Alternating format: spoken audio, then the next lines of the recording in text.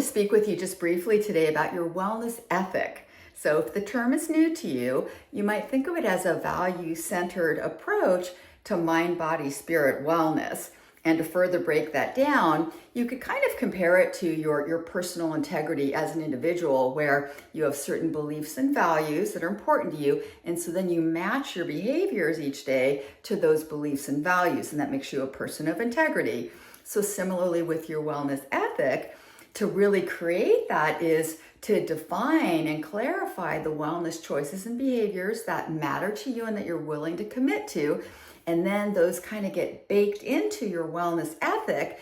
And then that becomes a part of you that can operate along with you each day, similarly to a way that a rudder guides a ship through stormy seas. Even when you're off course, you still have that navigating factor, that road to the true north, or means of staying true to your goal or your objective. That's what we're talking about here.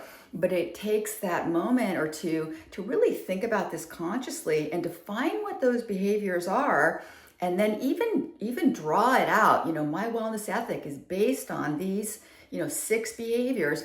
And when you do that, like I said, it becomes integrated into what you're being.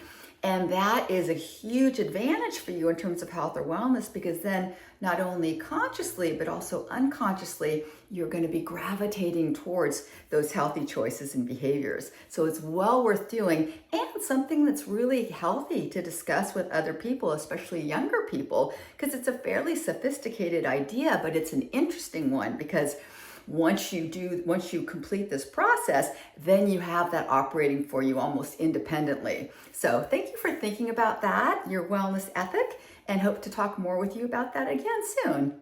Cheers.